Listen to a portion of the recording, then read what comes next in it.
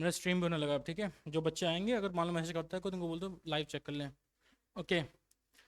अब जो हमारा जो चैप्टर है, हमारा चैप्टर 2 है। Chapter 2 stands for what? Basic concept of macroeconomics. जो हम लोग पढ़ने वाले हैं यहाँ पे, that is our basic concept of macroeconomics. अब यहाँ पे कुछ ऐसे टर्म्स हैं जो हमारे पूरे इकोनॉमिक्स में एडेड हैं। कुछ ऐसे टर्म्स जो हमें जानना चाहिए, जो टर्म्स आपके लिए नया है, ठीक है। तो जो सबसे पहला टर्म है, that is called domestic territory. ये जो टर्म है पूरा नेशनल इनकम में भरा हुआ है। बिना इसके कंसेप्ट को क्लियर किए हम नेशनल इनकम नहीं कर सकते। नाउ डोमेस्टिक टेरिटरी क्या होता है हमारा? सो डोमेस्टिक टेरिटरी है वो इसको जिसमें वो बोलते हैं हम लोग इकोनॉमिक टेरिटरी। इसका दूसरा नाम होता है इकोनॉमिक टेरिटरी। यहाँ पे क्या है, ये टेरिटरी वो है जहाँ पे गवर्नमेंट ऑपरेट करती है, मतलब गवर्नमेंट का यहाँ पे राज है। गवर्नमेंट के पास पावर है इस टेरिटरी में। एग्जाम्पल के तौर पर लेते हैं जो इंडिया का है, जो इंडिया का ज्योग्राफिकल बाउंड्री है, उसके अंदर इंडिया में गवर्नमेंट का राज है, ठीक है। पर कुछ ऐसी जगह है जहाँ पे गवर्नमेंट का राज नहीं है। फॉर एग्जाम्पल जितने भी एम्बेसीज होते हैं, मान लो एम्बेसी ऑफ अमेरिका, वहाँ पे गवर्नमेंट का राज नहीं है, गवर्नमेंट का पावर नहीं है, तो वो डोमेस्टिक टेरिटरी का पार्ट नहीं होता हमारा। तो हम वो चीज़ पढ़ेंगे। अगर सिंपल सी वर्ड में बात करें तो हम बोलते हैं इट इज़ अ एरिया और अ टेरिटरी गवर्नड बाय, ठीक है, गवर्नड बाय गवर्नमेंट, ठीक है। और you can say operated by government. Simple बोल दो, ऑपरेटेड बाय गवर्नमेंट। अब यहां पे कौन ऑपरेट कर रहा है? यहां पे ऑपरेट कौन करता है? पीपल ऑपरेट करते हैं, लोग यहां घूम रहे हैं। दूसरा, गुड्स हो रहा है यहाँ पे ऑपरेट, गुड्स यहाँ पे एक्सचेंज हो रहे हैं। And capital which can circulate easily, which can circulate freely और इजली, ठीक है। मतलब इस जो एरिया है, जो गवर्नमेंट का एरिया, जो डोमेस्टिक टेरिटरी है, वहां पे लोग, गुड्स, कैपिटल इजिली मूव कर सकते हैं। That is our domestic territory. और याद रखना इसका दूसरा नाम क्या होता है? इसका दूसरा नाम है हमारा इकोनॉमिक टेरिटरी, जहां पे हमारा इकोनॉमिक ट्रांजैक्शन होते हैं, इकोनॉमिक एक्टिविटीज होती है हमारी। अब जो इसका दूसरा नाम है, that is called political frontier. इसका दूसरा नाम है, सेकेंड नेम है, that is political frontier. Frontier of a country, मतलब सिंपल सी बात, इस वर्ड का मीनिंग है जहां पे गवर्नमेंट का राज हो, गवर्नमेंट का शासन हो। क्लियर? अब समझते हैं। Government means people, goods and capital, इन तीन चीज की बात की जा रही है। अब सपोज करते हैं हमारे पास एक शिप है, शिप है, और यू कैन से एयरक्राफ्ट है, ठीक। शिप या फिर एयरक्राफ्ट है। ये शिप और एयरक्राफ्ट कौन चला रहा है? एक नॉर्मल रेजिडेंट चला रहा है। अभी मैं नॉर्मल रेजिडेंट का बताऊंगा मतलब क्या है, ठीक है। ऑपरेटेड बाय नॉर्मल रेजिडेंट, ठीक है। तो ये डोमेस्टिक टेरिटरी का पार्ट है। सपोज करते हैं कि एक, मान लो एक इंडिया का पर्सन है जिसका बिजनेस है शिप में, शिप से कार्गो ट्रांसपोर्ट करता है, तो उसका काम कार्गो में है, तो वो ओशंस में घूम रहा है, एक कंट्री से दूसरी कंट्री जा रहा है। तो जो भी वो काम कर रहा है वो सब डोमेस्टिक टेरिटरी का पार्ट होता है, ठीक है। वो डोमेस्टिक इनकम का पार्ट होगा एक तरह से। अब दूसरा, जितने भी एम्बेसीज हैं, ठीक है, जितने भी एम्बेसीज हैं और यू किसी कॉन्सुलेट्स हैं और मिलिट्री एस्टैब्लिशमेंट है, ठीक है, एंड मिलिट्री एस्टैब्लिशमेंट, मतलब जैसे मान लो कि इंडिया का कोई एक, नहीं छावनी बोलते हैं हम लोग हिंदी में, छावनी। तो इंडिया का जो छावनी है वो कहीं किसी अदर कंट्री में है, तो वो जो एरिया में जहाँ पे हमारे सोल्जर्स रह रहे हैं, वो जो एरिया है वो हमारे अंडर आएगा, वो इंडिया के अंडर आएगा, ना कि उनके अंडर। सो सेम वे जितनी भी एम्बेसीज हमारी जो हैं कहीं बाहर कंट्री में है, वो सारी embassies is a part of domestic territory, उसमें गवर्नमेंट का राज है। एम्बेसीज में हमारा राज होता है, एम्बेसीज में जो भी हो रहा है वो सब गवर्नमेंट का होता है, ठीक है। तीसरा आता है हमारा, कोई भी फिशिंग वेसल्स है, ठीक है, फिशिंग वेसल्स और ऑयल टैंकर्स, ठीक है, जैसे अभी बोला ना हमने स्ट्रेट ऑफ हॉर्मस से जो ऑयल टैंकर्स आ रहे हैं इंडिया में, जो बड़े बड़े शिप्स हैं, कार्गोस आ रही हैं, वो सब कार्गोस क्या है, वो सब कार्गोस इंडिया का पार्ट है, इंडिया का डोमेस्टिक टेरिटरी का पार्ट है वो, उसमें इंडिया का जुरिडिक्शन है उस पर, ठीक है। तो इसको मानेंगे। और याद रखना ये कौन ऑपरेट कर रहा है, सेम चीज, ऑपरेटेड बाय नॉर्मल रेसिडेंट। फिर से वर्ड नॉर्मल रेसिडेंट, याद रखना। इसका एम्फेसिस इसलिए दे रहा हूं कि इसका बहुत बड़ा इंपैक्ट इसमें है। इस चैप्टर में क्या, हमारे अगले 2 चैप्टर्स में भर के है नॉर्मल रेसिडेंट आखिर होता क्या, वो भी मैं आगे समझाता जाऊंगा। अब देखो, अब ये जो चीजें आपने पढ़ी यहाँ पे, ये सब पार्ट जो है वो क्या है, डोमेस्टिक टेरिटरी के पार्ट हैं। अब जो अगला आता है, जो हम नहीं होता पार्ट, मान लो जो चीज इंडिया के अंदर है पर वो इंडिया की डोमेस्टिक टेरिटरी का पार्ट नहीं है, वो क्या क्या होते हैं हमारे हमारे पास ऐसे 2 हैं, दैट इज पहला है embassy of other countries, embassies of other countries, ठीक, एक तो ये है, ठीक है, एम्बेसी, कॉन्सुलेट्स या फिर मिलिट्री एस्टैब्लिशमेंट जो भी है हमारा। मान लो अमेरिका का मिलिट्री एस्टैब्लिशमेंट हमारा इंडिया में है, तो वो हमारा पार्ट नहीं है, वो किसका पार्ट है, वो यूएसए का पार्ट है मान लो, ठीक है। एम्बेसी जितने अदर कंट्रीज की है इंडिया के अंदर है, वो सब क्या है, डोमेस्टिक टेरिटरी का पार्ट नहीं होती है, तो हम सिंपल लिखेंगे डू नॉट इंक्लूड, इनको आप इंक्लूड नहीं करोगे, do not include embassies of other countries. Second आता है हमारा क्या, जितने भी इंटरनेशनल ऑर्गेनाइजेशंस हैं, इंटरनेशनल ऑर्गेनाइजेशंस हैं, आप उनको भी नहीं ऐड करोगे यहाँ पे, ठीक है। इंटरनेशनल ऑर्गेनाइजेशन मतलब हो गया, मान लो WHO का ऑफिस है यहाँ पे, यूनिसेफ का ऑफिस है यहाँ पे सपोज करो, तो ये सब जो ऑर्गेनाइजेशंस हैं, ये सब ऑर्गेनाइजेशंस इंडिया के जुडिशन में नहीं आते हैं, तो ये सब क्या है, इनको हम इंक्लूड नहीं करते डोमेस्टिक टेरिटरी में। हर एक पॉइंट का इंपॉर्टेंस है इसमें, पूरे के पूरे 2-3 चैप्टर्स इंपॉर्टेंस है, तो हर एक पॉइंट को ध्यान रखना, कोई भी डाउट्स है उसको मार्क करते रहना, लिखते रहना कि इस डाउट्स हैं, वो समझाता रहूंगा साथ साथ में। अब जो हमारा नेक्स्ट आता है, that is our normal resident, जब मैं बार बार नाम ले रहा हूँ ना कि नॉर्मल रेजिडेंट, अभी नॉर्मल रेजिडेंट होता क्या आखिर, ठीक है। नाउ नॉर्मल रेजिडेंट वो पर्सन है जिसका इंटरेस्ट, ठीक है, नॉर्मल रेजिडेंट वो पर्सन है जिसका इंटरेस्ट इंडिया में लाई करता है। पहला चीज तो देखो, एक पर्सन जो इंडिया में रह रहा है, ठीक है, इंडिया में रह रहा है, इंडिया में काम कर रहा है, जितने भी इकोनॉमिक एक्टिविटी हैं वो सब इंडिया में रिलेटेड कर रहा है, ठीक है। या फिर दूसरा, जिसका इंटरेस्ट इंडिया में है, ठीक है। अब सुनो, पर्सन और इंडिविजुअल या फिर इंस्टीट्यूशन हु ऑर्डिनरी रिसाइड, क्या बोलेंगे हम, हु रिसाइड्स मतलब रहना, who resides in the country, ठीक है, साथ साथ नोट्स बनाते जाओगे बनाना है तो, ठीक है। पहला क्या, वो यहां रह रहा है। सेकंड ये है जिसका सेंटर ऑफ इंटरेस्ट, ठीक है, सेंटर ऑफ इकोनॉमिक इंटरेस्ट कहां पे है, lies in a country. Suppose करते हैं, एग्जांपल लेते हैं कि एक स्टूडेंट है जो इंडिया के बाहर गया काम करने, यूएसए काम करने गया है। अब वो जो पर्सन, जो बच्चा है जो यूएसए में काम कर रहा है कॉलेज में, सॉरी पढ़ाई कर रहा है कॉलेज में, तो वो कॉलेज में है पर उसका जो इकोनॉमिक इंटरेस्ट है वो क्या इंडिया से रिलेटेड है, इंडिया में उसका इंटरेस्ट है, ठीक, इसलिए तो क्या वो वहाँ से काम कर, वहाँ से पढ़ के वापस आएगा, यहाँ काम करेगा अपना, जो भी अगर मान लो वहाँ जॉब भी करता है तो पैसा लाके इंडिया लाके अपना पेरेंट्स को देगा, तो वो क्या, वो रेजिडेंट ऑफ अ कंट्री कहलाया जाएगा, वो उसको बोलेंगे हम नॉर्मल रेजिडेंट।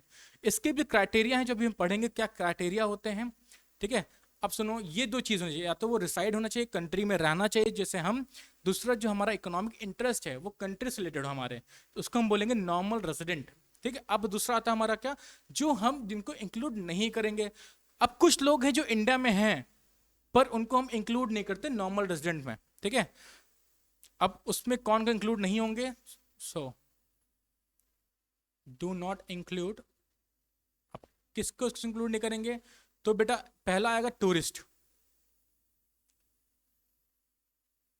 टूरिस्ट या फिर फॉरनर जो बाहर से आए हैं घूमना है इंडिया, उनका कोई इंटरेस्ट नहीं है भाई, वहाँ पे बस वो घूमना है, टाइम पास करने हैं, रुकने आए हैं, ठीक है, थोड़ा सा ये हो गया।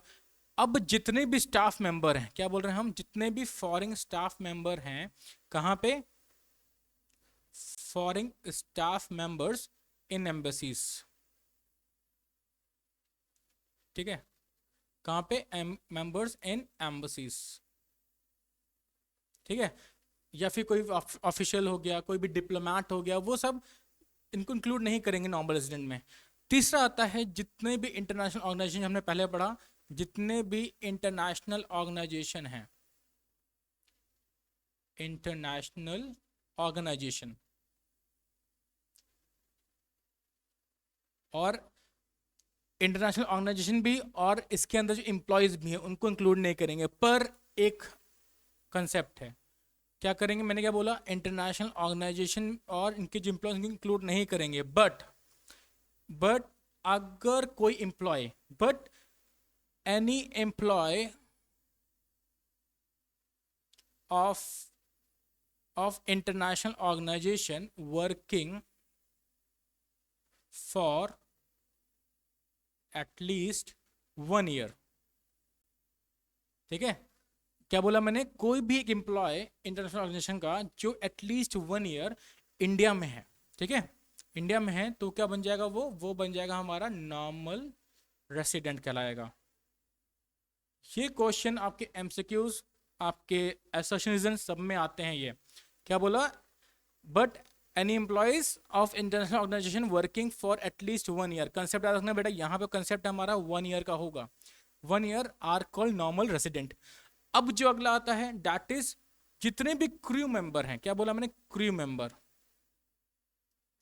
अब क्रू मेंबर क्या है भाई, शिप में भी होते हैं, प्लेन्स में भी होते हैं। मान लो कि एक एयरप्लेन है, ठीक, जो यूएई का है, ठीक है, यूनाइटेड अरब एमिरेट्स से आया, इंडिया आया हुआ है, और उसके अंदर जो क्रू हैं, जो लोग काम कर उस प्लेन के अंदर, वो सब कहाँ के, वहाँ के लोग हैं, वहाँ के रेजिडेंट हैं, ना कि इंडिया के, तो उनको इंक्लूड नहीं करेंगे हम, ठीक है। अब बेटा अब एक और आता है, that is our border workers. क्या बोला हमें, बॉर्डर वर्कर्स, वो पर्सन जो बॉर्डर पे रह रहे हैं, ठीक, बॉर्डर वर्कर्स, और इनका काम क्या है, इनका रेगुलर बेस से बॉर्डर क्रॉस करते हैं, cross border on regular basis, ये ध्यान रखना, ठीक है, बॉर्डर क्रॉस कर रहे हैं रेगुलर बेसिस पे। ये जो चीजें हैं, ये जो लोग हैं, इन सबको हम नॉर्मल रेजिडेंट में इंक्लूड नहीं करते हैं, ठीक है। अब जो अगला आता है हमारा, ठीक है, ये कंसेप्ट याद है, इसको क्लियर समझ लो, डाउट्स होते फिर पूछेंगे, मैं सेशन पूछूंगा आखिरी में नाउ। अब हम बात करते हो, हमने यहाँ पढ़ा रेजिडेंट कौन होता है, नॉर्मल रेजिडेंट क्या होना है, बट अब ये नॉर्मल रेजिडेंट है, ये सिटीजनशिप से अलग है। सिटीजनशिप और रेजिडेंटशिप अलग अलग होते हैं। तो बेटा जो सिटीजनशिप होता है वो बाय बर्थ में मिलता है। तो अब इसका कंसेप्ट याद रखिए। ये इस पॉइंट को पढ़ना जरूरी क्यों है, क्योंकि बेटा इकोनॉमिक्स में हर छोटे छोटे पॉइंट्स पे क्वेश्चंस बनते हैं, ठीक है, हर छोटी पॉइंट्स पे क्वेश्चन बनेंगे, इसलिए ये सब पढ़ना में इंपॉर्टेंट है। ये सब क्या है, जो चैप्टर ही है पूरा, ये एक तरह से आपका डिक्शनरी है। हर इस चैप्टर जो भी टर्म्स आप पढ़ रहे हो वो टर्म्स सारे आपको अगले चैप्टर से मिलने वाले हैं 100%, ठीक है। तो पढ़ते सिटीजनशिप क्या है। तो बेटा जो सिटीजनशिप है, जो कंसेप्ट है, ये हमेशा लीगल कंसेप्ट होता है, ये हमेशा लीगल कंसेप्ट है, मतलब ये लॉ से एनफोर्स्ड है। अब क्या है बेटा, अब ये देखो, अब इसके भी दो कंसेप्ट हैं। पहला क्या है, 1% सिटीजन कब बनता है, वो जब बनता है जब वहां पे वो जन्म लेता है, सो बाय बर्थ बनता है वो, ठीक। दूसरा कब बनता है, जब हमारी इंडियन लॉ किसी पर्सन को सिटीजनशिप दे दे, मतलब कि अगर कोई पर्सन अप्लाई कर रहा है, पर्सन अप्लाइंग फॉर सिटीजनशिप, ठीक है, एंड लॉ अलाउस, क्या करें, लॉ उसको अलाउ करे और वो अप्लाई करे, तो उनको हम बोलते हैं सिटीजनशिप। तो हम लोग जो हैं बाय बर्थ यहाँ से हैं, तो हम सब सिटीजनशिप में आते हैं, ठीक है, हम सिटीजन ऑफ अ कंट्री हैं। अब बेटा अब इसी से हम रिलेट करते हैं किसको, रेसिडेंटशिप को। सो बेटा जो रेसिडेंटशिप है, जो रेसिडेंटशिप होता है इसके भी दो कॉन्सेप्ट्स, ठीक है। तो पहला तो ये जो टर्म होता है ये होता है इकोनॉमिक कंसेप्ट होता है, ये एक इकोनॉमिक कंसेप्ट है। ये वर्ड्स फिर से फोकस रखना, ये सब एमसीक्यूज में आते हैं, असर्शन रीजन में बनते हैं, शॉर्ट क्वेश्चंस में आते हैं, गिव रीजंस में आते हैं, ठीक। हर एक पॉइंट को उठाया हमने यहाँ पे।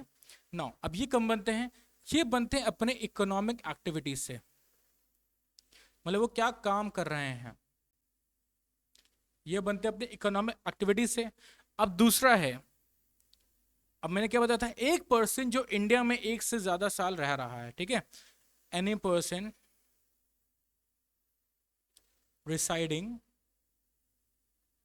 for at least 1 year and his economic interest, ठीक है, and his economic interest lies in country, ठीक है। अब इन दोनों में आपको कंफर्म हो गया, सिटीजनशिप क्या है, ये एक लीगल कंसेप्ट है, बाय बर्थ होता है और जो पर्सन अप्लाई कर रहा है उसके लिए होता है। दूसरा रेसिडेंटशिप क्या है हमारा बेटा, रेसिडेंटशिप हमारा है इकोनॉमिक कंसेप्ट, ठीक है, और ये क्या है, इस किस पे डिपेंड करता है, इकोनॉमिक एक्टिविटी पे डिपेंड करता है, ठीक है। अब इकोनॉमिक एक्टिविटी और कोई ऐसा पर्सन जो रिसाइड कर रहा है यहाँ पे 1 साल से ज़्यादा और उसका इकोनॉमिक इंटरेस्ट लाई कर रहा है इन अ कंट्री, ठीक है। 1 मिनट वेट करना, I am getting call, wait wait wait.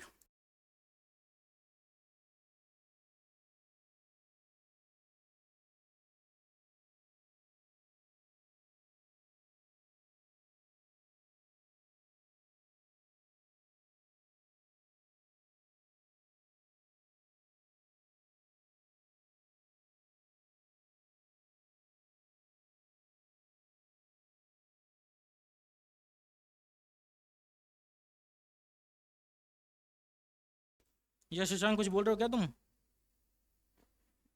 हम्म, हाँ, ये कॉल आ गया था तो उसको उठा रहा था मैं, चलो अब नेक्स्ट पढ़ते हैं हम लोग। तो जो नेक्स्ट हमारा कंसेप्ट आता है वो आता है डोमेस्टिक टेरिटरी, नॉर्मल रेजिडेंट क्यों इतना इम्पैक्टफुल है हमारे पास, हमें क्यों ज़रूरी है, ठीक है। अब अब ये क्यों ज़रूरी दोनों, तो देखो बेटा, जो डोमेस्टिक टेरिटरी होता है और जो नॉर्मल रेजिडेंट है, क्या बोल रहा हूँ मैं, जो डोमेस्टिक टेरिटरी जो हमने पढ़ा और जो नॉर्मल रेजिडेंट ने पढ़ा, ये वो चीज़ हैं जो हमें हेल्प करती हैं नेशनल इनकम निकालने के लिए। क्या बोला मैंने, सिंपल तो डोमेस्टिक प्रोडक्ट, सिंपल सी बात, डोमेस्टिक प्रोडक्ट निकालने में हेल्प करते हैं, और या कह सकते हो नेशनल प्रोडक्ट निकालने में हेल्प करते हैं,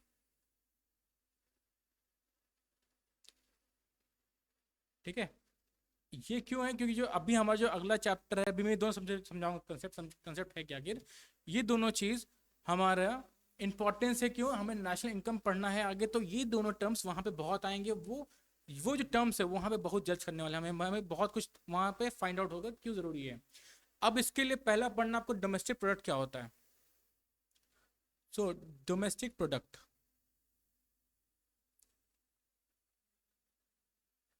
सो डोमेस्टिक प्रोडक्ट क्या है बेटा, ये जो production activity of a production unit located in India या फिर इकोनॉमिक टेरिटरी, क्या बोल रहा हूँ, कोई भी ऐसा प्रोडक्शन एक्टिविटी जो डोमेस्टिक टेरिटरी के अंदर हो रहा है, ठीक है। अब किससे फर्क नहीं पड़ता कि रेजिडेंट कर रहा है कि वो नॉन रेजिडेंट कर रहा है, ठीक है, ठीक है। एनी प्रोडक्शन एक्टिविटी, अब प्रोडक्शन एक्टिविटी मतलब होता है कि यहाँ पे गुड्स और सर्विस बन रहा है हमारा, याद रखना, production activity of production unit,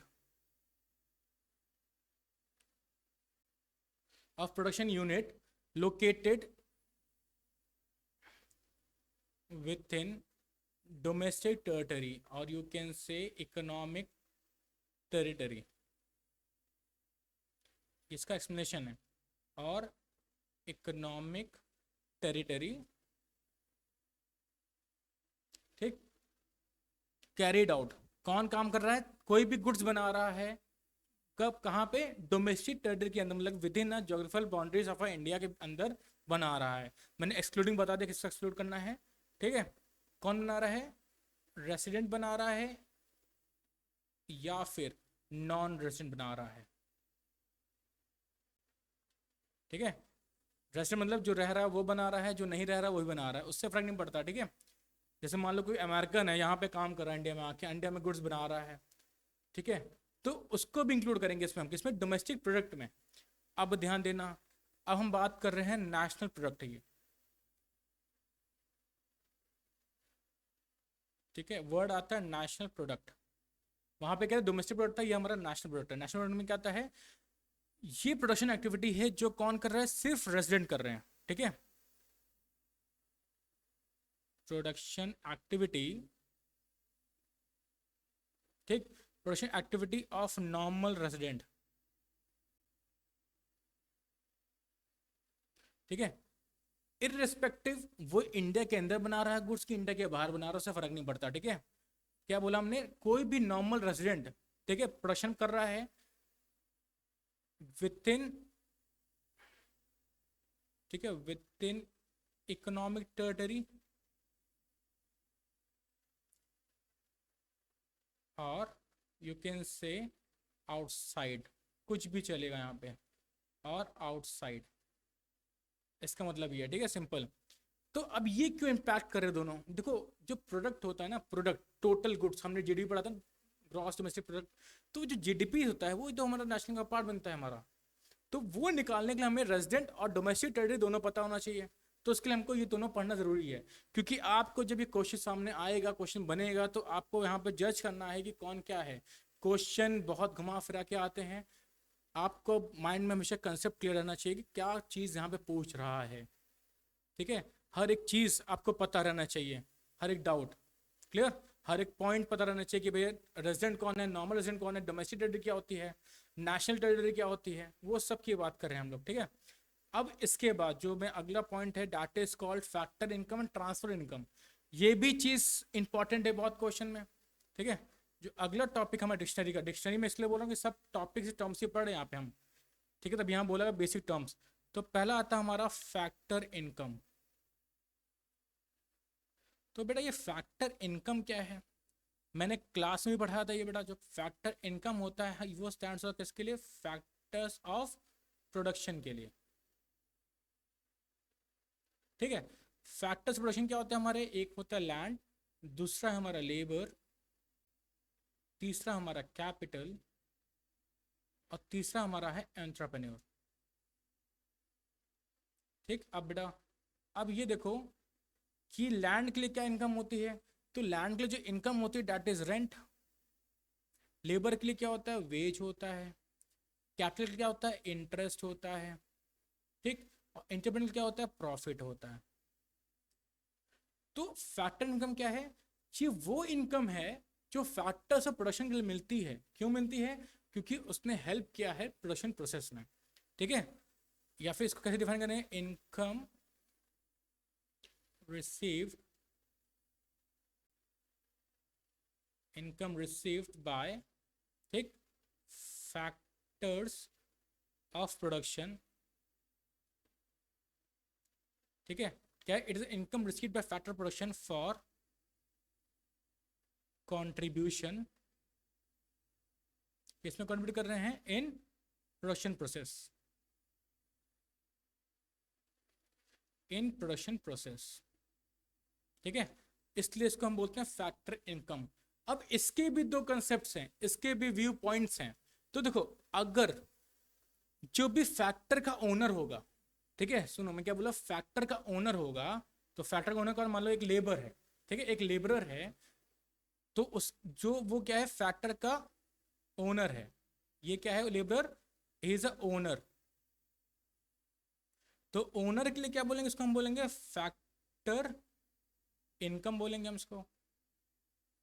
अगर आप देखो क्या बोला हमने, जो ओनर ऑफ अ फैक्टर से प्रोडक्शन होता है उसको हम बोलते हैं फैक्टर इनकम। बट अगर हम बात करें प्रोड्यूसर की, मान लो मैं एक प्रोड्यूसर हूँ, मैं गुड्स बना रहा हूँ और मैंने लेबर को हायर किया हुआ है, तो उस लेबर के लिए जो पैसा मैं दे रहा हूँ, है ना, उस लेबर के लिए बनता है फैक्टर इनकम, बट वो मेरे लिए क्या बनेगा, मेरे लिए बनेगा फैक्टर पेमेंट। तो अगर मैं बोलूँ फॉर प्रोड्यूसर्स, वो कहलाएगा क्या, फैक्टर पेमेंट। ठीक है, ये फैक्टर इनकम का कंसेप्ट है। तो याद रखो, ये जो फैक्टर इनकम होता है, इस फैक्टर इनकम को हम नेशनल इनकम में जोड़ते हैं। ठीक है, याद रखना, इस फैक्टर को नेशनल इनकम में जोड़ेंगे, इसका बहुत बड़ा इंपैक्ट है। फिर से बता रहा हूँ, फिर समझा रहा हूँ। अब बेटा ये जो, इसका दूसरा नाम भी होता है, एक दूसरा नाम क्या है, that is called bilateral income. Bilateral income. अब ये बाइलेटरल इनकम क्यों बोला गया बेटा, देखो बाई मतलब होता है टू साइडेड। ये क्या है, जब फैक्टर प्रोडक्शन मार्क, जब कंपनी के अंदर गया काम करने, उसने काम किया, उसके लिए उसको पैसा मिला, so that is called back bilateral income, या फिर बोलेंगे टू साइडेड इनकम। ठीक है, टू एस्पेक्ट इनकम, उसके लिए बाइलेटरल बोला गया। अब बेटा जो अगला कंसेप्ट होता है, that is our transfer income. ये भी इंपॉर्टेंट, ये हमारा लास्ट टॉपिक रहेगा आज के लिए, इसके बाद मैं आपके डाउट्स क्लियर करूंगा। ये अगला आता है हमारा ट्रांसफर इनकम। तो बेटा ट्रांसफर इनकम क्या है, सबसे इजी है, ये वो इनकम होता है जो हमें मिलता है बिना किसी सर्विस के, बिना किसी काम के, फ्री ऑफ कॉस्ट पैसा मिल रहा है हमें। तो क्या बोलेंगे हम, income receive without any productive service in return. Income received without any productive service in return. ठीक, अब एग्जाम्पल ले लें, जो भी ओल्ड एज पेंशन होती है, क्या बोल रहा हूँ मैं, old age function pension, old age pension. ठीक, ये सबसे बड़ा एग्जाम्पल हमारा है ट्रांसफर इनकम का। कोई भी ग्रांट्स बाय अदर कंट्री, ठीक है, ग्रांट्स, ठीक है, एज अ गिफ्ट। मान लो किसी अदर कंट्री ने कंट्री को पैसा दे दिया फ्री ऑफ कॉस्ट, बिना किसी काम के, तो उसको हम क्या बोलेंगे, that is will called transfer income.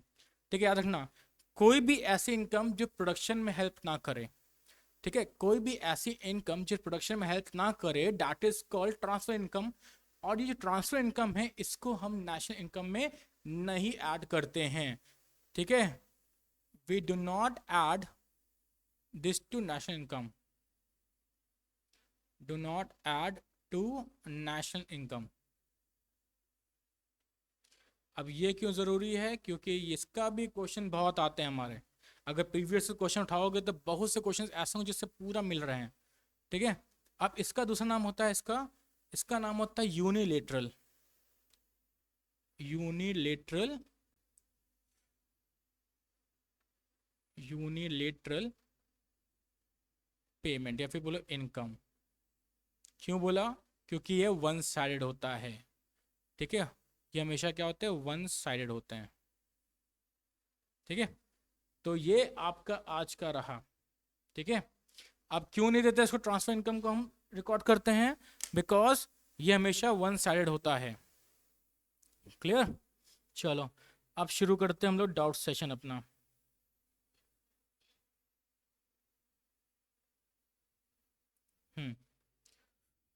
Okay, mic on कर लो सब लोग, अब अपने डाउट्स उठाओ सारे।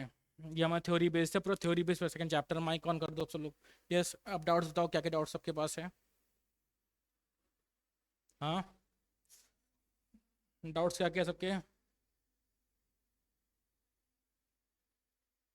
Yes, Sita, Gita, Arunima, any doubts. Hmm, हाँ आदि बताओ डाउट। अरे आज भूल गया था मैं, आज मैं लाइव क्लास करनी थी बच्चों का, मैं ध्यान से उतर गया मेरे को। और देखो लाइव चक्कर में गो लाइव गया ही नहीं मैं मैं भी चेक कर रहा हूँ, मैं गो लाइव गया ही नहीं हूँ। हाँ, मैं रिकॉर्ड रखा, रिकॉर्ड अपलोड कर दूंगा मैं, बाकी गो लाइव तो गया नहीं, मैं ध्यान से उतर गया मेरे को, क्लिक करना भूले गो लाइव पे मैं। हाँ बताओ शशांक। आदि ये मेरे स्टूडेंट्स हैं स्कूल के, जितने बच्चे हैं एडेड है दिया के अलावा, वो सारे स्कूल के बच्चे हैं मेरे। हम्म, हम्म, हम्म। रीता, सीता, गीता, तेजस्वी, शशांक, डाउट्स बताओ, कोई डाउट्स हैं तुम लोग के? हाँ शशांक। अरे तो मैं क्या करूँ, मैं आराम से पढ़ाया ना। हाँ बताओ। आदि थोड़ा शांत रहो, इन लोग को पूछने दो बच्चों को। हाँ बताओ शशांक। आकाश। हम्म। Sita, Gita, Rita, take your time, 2 minutes दे रहा हूँ मैं, डाउट्स निकालो अपने। बाकी मैं देखता हूँ मेरे साथ क्या हुआ यहाँ पे क्यों रिकॉर्ड नहीं हुआ वीडियोस हमारे हमारे। हम्म। ओह अच्छा, वीडियो रिकॉर्डिंग में डाला हुआ था मैंने।